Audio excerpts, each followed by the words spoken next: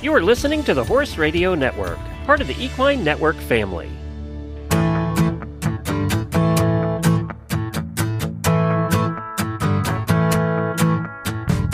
Hello and welcome to this episode of the Disease du Jour podcast. I'm your host, Carly Sisson, and in this episode, I spoke with Dr. Katie Sheats about the effects of wildfire smoke exposure on horses' airways, as well as management strategies for horses that have been exposed to smoke. This episode of Disease du Jour is brought to you by Bimeda. Dr. Katie Sheats is an associate professor of equine primary care at North Carolina State University College of Veterinary Medicine.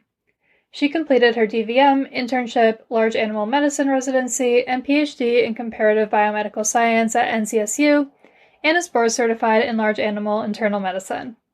Her research focus is on neutrophil-mediated diseases that affect horses and humans, including asthma.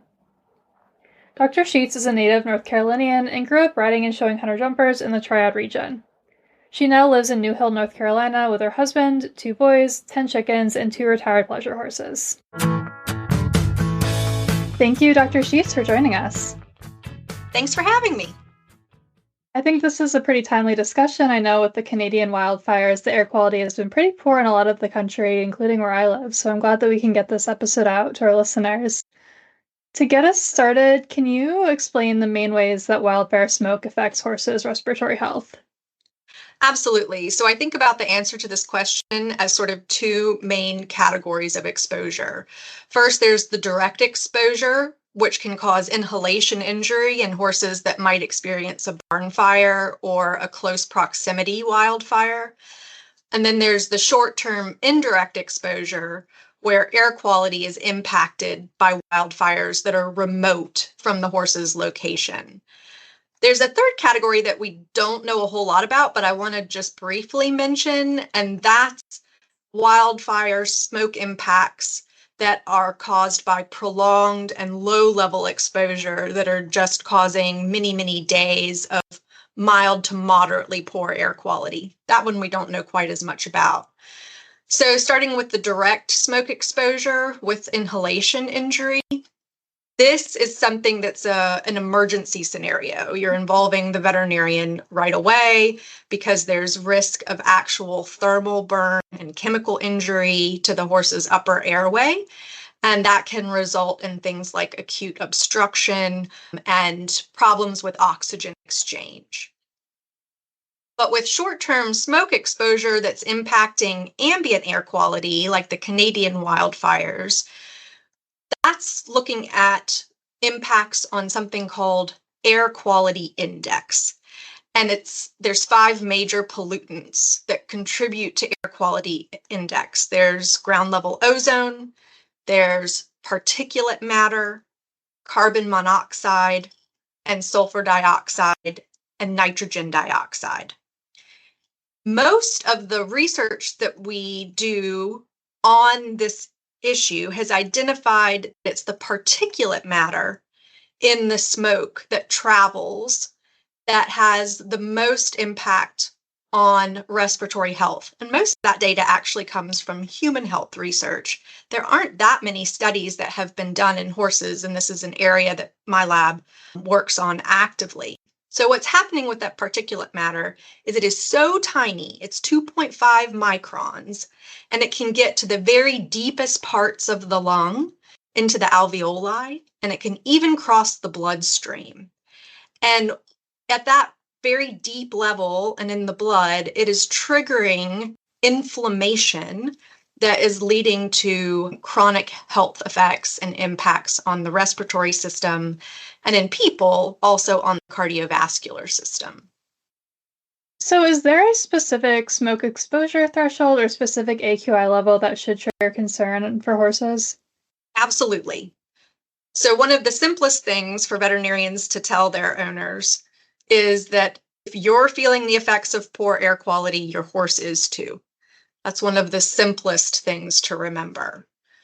But if we dive in a little bit to what exactly is air quality index, I mentioned that it is calculated from those 5 parameters that can impact noxious substances that we can inhale. And the air quality index score is something that is reported based on ground level ozone, particulate matter, heat and humidity to calculate a score between 0 and 500, with higher numbers being worse for both people and horses. So if the local news is reporting a poor air quality day for humans, it's the same for horses. Mm-hmm. I really like a website called airnow.gov, and then use that to check the air quality in my area.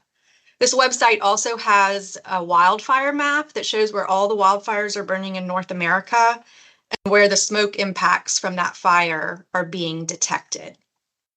And so if we look at that 0 to 500 scale for the AQI, if it's less than 50, that's a green day. That's a day where anybody can go outside and do activity, exercise, and should have no negative impacts. Up to 100 AQI, it's going to be acceptable for outdoor exercise for most individuals. But if you have a horse with a pre-existing respiratory condition, you might be more cautious with that individual animal. Once you get into AQI of 101 to 150, this starts to cause concern for horses and people. And an AQI above 151 is considered unhealthy for the general population, and above 300 is considered hazardous. It's also worth pointing out that people should monitor the PM, the particulate matter, 2.5, as this is one of the main determinants of AQI, and it's also reported on websites that are reporting AQI. And so there are established ranges that are considered that give the level of risk from the PM 2.5. And so that range is 0 to 35 is considered safe, 35 to 55 is unhealthy for sensitive groups, 55 to 150 is unhealthy to very unhealthy, and then over 150 is hazardous. Today's episode of the Disease Du Jour podcast is brought to you by Bimeda Equine. Bimeda might be the biggest animal health company you've never heard of until now. Bimeda's products have been trusted by veterinarians and owners since the 1960s when their Irish roots began. Bimeda is one of the largest producers of dewormers like Equimax, Bimectin, and Exodus. World-renowned equine athletes also rely on polyglycan, a patented formula that replaces lost or damaged synovial fluid, and Confidence EQ pheromone gel, which reduces and prevents equine stress. Consult your vet and visit bimedaus.com to see where to buy. So, do horses typically show clinical signs when they've been exposed to smoke, or is it more so just prevention and, keeping them in a healthy environment and healthy workload when the air quality is poor? Yeah, this is a great question. So I'll just briefly mention again this difference between inhalation injury, if there's an acute exposure to smoke that's close by, versus general poor ambient air quality due to smoke traveling on the wind and coming from remote fires. If you have a situation with a horse that you're worried about having inhalation injury, certainly contact your veterinarian right away. That is going to go through distinct clinical stages in the first 24 to 48 hours, where they might have airway obstruction. And then after 7 days, they might be more at risk of pneumonia. So staying in touch with your veterinarian for monitoring and management of those cases is certainly critical. But to focus on the clinical signs associated with horses exposed to poor air quality due to those remote wildfires, it's important to realize that the clinical signs are going to lag a little bit. So say you have a yellow, orange, or red day due to smoke in your area. So this is going to be an AQI, probably 150 or higher. You might not notice any signs or changes in your horse until 24 to 48 hours after that first day of worsening air quality. And so what you're looking for, if your horse does have trouble with poor air quality, is an increased respiratory rate or effort at rest. And veterinarians can help to prepare their owners to notice these more subtle changes by teaching them to practice looking at their horse's respiratory rate, measuring it. It should be around 12 to 20 in a healthy adult horse at rest. Look at how much their horse's nostrils move. This is called nostril flare. It should be very minimal in a healthy adult horse. And there should also be very little movement of the abdomen in and out. Horses who are healthy and standing comfortably, they don't have to work very hard to breathe. So veterinarians can help their owners be prepared to notice subtle signs of respiratory problems by practicing in advance of these events. Horses might also cough and develop a nasal discharge.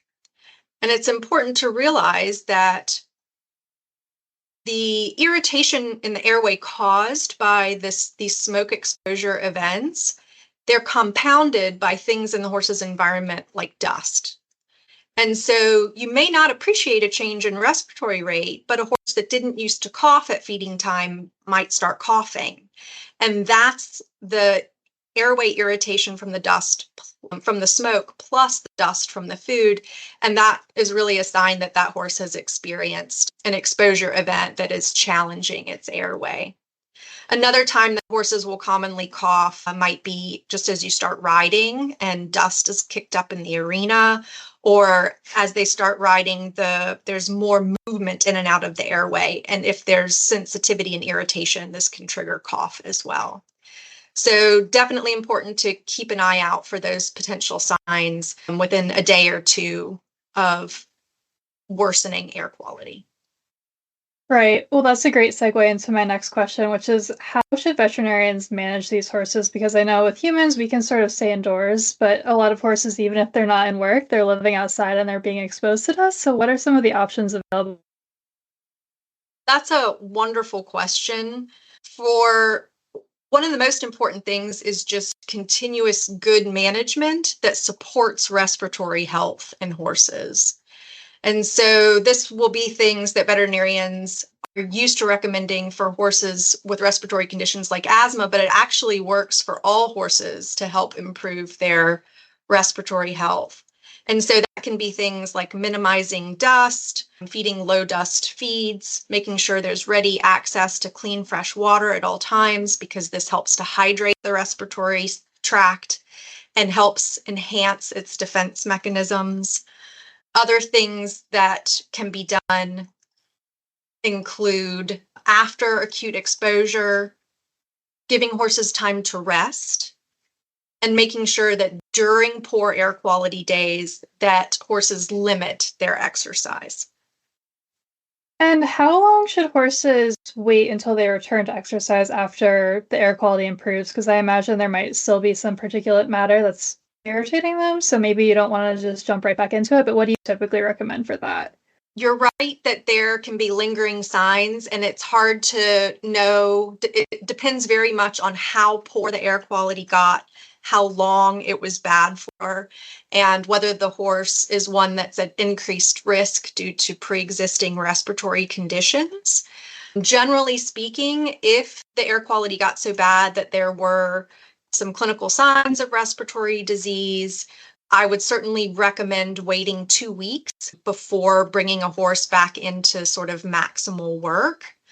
If it's a horse with a pre-existing condition that, say, asthma is exacerbated by the worsening air quality, it may take 4 weeks even for that horse to be ready to come back into work. Okay.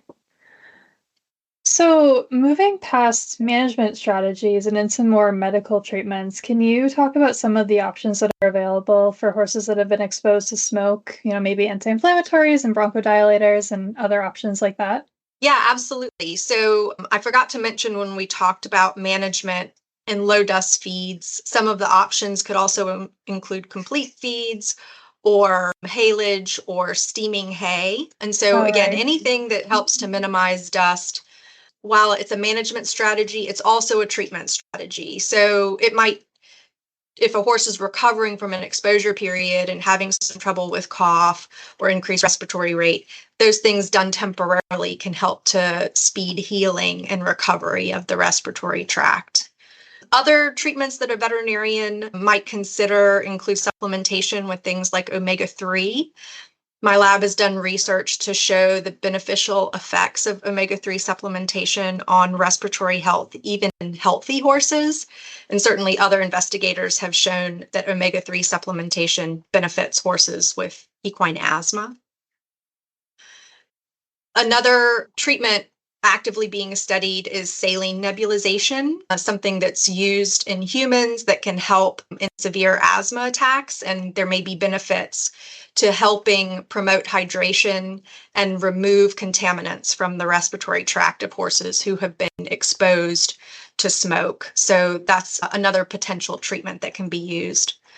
And then other than that, it's mostly going to be rest, good quality nutrition, water, and if there's any potential for secondary infection.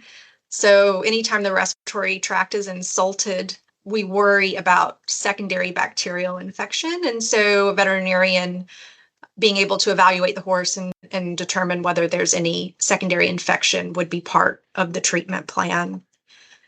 We typically don't use anti-inflammatories like flunixin or Banamine in horses after smoke events, but in acute situations or in horses with asthma, we might use steroids to help quiet the inflammation in the lungs. Okay. Well, I think we touched on this briefly earlier, but how long does it typically take for horses' airways to recover after a smoke exposure event? Maybe like either an acute event or a more, chronic smoke exposure. So if it's a close by event where there's actual inhalation injury, say a barn fire or a really close by wildfire, recovery from those events can be quite prolonged. And there's some case reports in the literature and anecdotes, those types of incidents where, it could take 3 to 6 months for those horses to come back into full performance. And that's if they recover without complication. And so if they experience a lot of damage where there's scarring of the lung, they may never come back to full performance levels. So that's a very unique situation. Regarding more chronic exposure or short-term exposure where the smoke comes in from a remote fire, it's generally recommended that it could take 4 to 6 weeks for horses and even livestock, because these exposure also affect production animals like dairy cows. Right. And so we know from studies on dairy cows that their return to normal milk production can take 4 to 6 weeks after a smoke exposure event. And while we don't have a direct production measure in the horse, we can certainly look to a parallel where there's probably lingering effects even after the smoke is gone on their general health. And so being cautious as we bring them back into work, protecting their airways with low dust environments are things that we can do. And if at any point you are post-exposure event and you're trying to increase your horse's performance and you feel like the cough just isn't going away, or it's even increasing in severity, or they're having trouble with labored breathing after exercise, those would be signs that maybe you need to slow your expectations and give them longer period of time to rest and recover. Okay, great. Well, as we wrap up here, do you have anything else that you'd like to add about smoke exposure? So one thing that I think is worth mentioning is this idea where I said we don't know a whole lot about what the cumulative effects of low-level exposure are. And I want to make horse enthusiasts and veterinary health professionals aware. There was a study published last year looking at the effects of particulate matter on thoroughbred racehorses. And in this particular study, they were looking at PM 2.5 levels that are generally considered healthy and non-risky, so 4 to 23. But in this study, they were able to see a correlation where racehorses were negatively impacted. So their speed performance was negatively impacted for every 1 point increase in PM 2.5.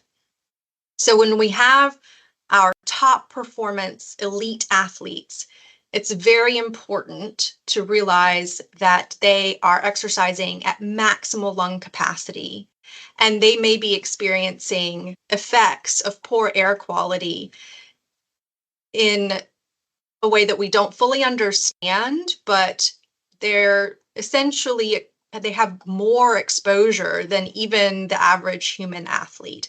And so I thought that it was really important that the authors of that study, which was published in the Equine Veterinary Journal, concluded that there's a need to create advisories to protect performance horses during periods of poor air quality, and that more research is needed to understand the relationship between air pollution and horse welfare. Great to learn more about that. Thank you so much, Dr. Sheats, for joining us on this episode. I think this has been really informative, and I really appreciate having your perspective on this topic. Thank you so much for inviting me. It was wonderful to talk to you. I want to say thank you again to Dr. Sheats for joining us, and thank you to Bimeda for supporting this episode. And as always, thank you to our listeners for tuning in to Disease du Jour. If you have any questions or suggestions for the podcast, please send me an email at csisson@equinenetwork.com.